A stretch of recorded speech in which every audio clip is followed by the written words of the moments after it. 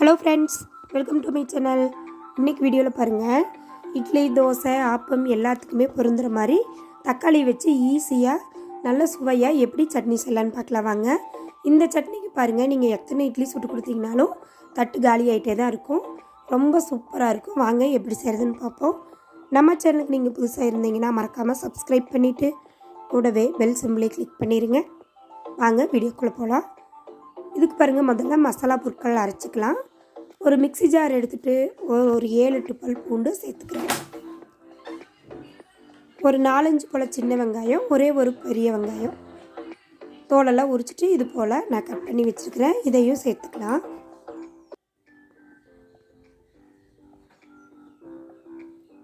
இது கூட பார்த்திங்கன்னா ஒரு டீஸ்பூன் அளவுக்கு ஜீரகம்.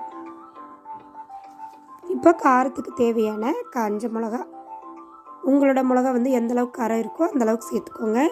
நான் 4 காஞ்ச மிளகா சேர்த்துக்கிறேன். இப்போ கலருக்காக காஷ்மீர் சில்லி 3 எண்ணம். இதில் காரம் இருக்காது, கலர் மட்டும்தான். இதை இது கூட சேர்த்துக்கலாம். இதை தண்ணி சேர்க்காமல் குறகுறப்பாக அரைச்சிட்டு வந்துடுவோம்.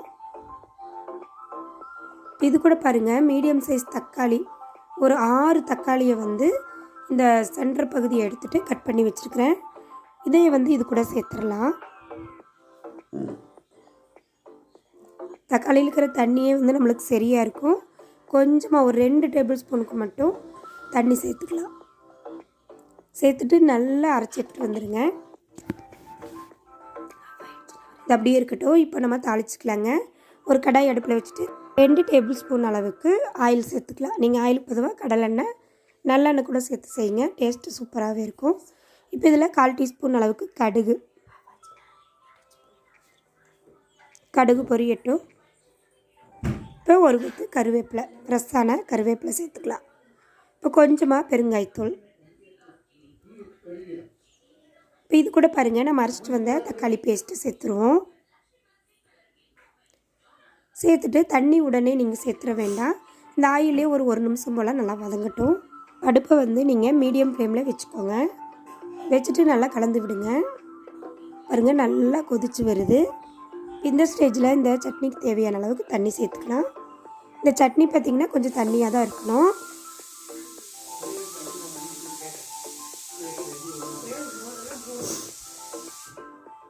இப்போ பாருங்கள், ஒரு 2 கப் அளவுக்கு தண்ணி சேர்த்துக்கிறேன். சேர்த்துட்டு நல்லா கலந்து விட்டுடலாம். கலந்து ஒரு முறை கொதித்த பிறகு நம்ம இட்லி மாவோ தோசை மாவோ எது இருந்தாலும் சரி, அது ஒரு குழிக்கரண்டி நிறையா நீங்கள் சேர்த்துக்கோங்க. இட்லி ஊற்றுறோம் இல்லைங்களா, அந்த குழிக்கரண்டி நிறையா ஒரு கரண்டி இட்லி மாவு சேர்த்துக்கோங்க. இப்போ அதையவே கழுவிட்டு கொஞ்சமாக தண்ணி சேர்த்துக்கலாம்.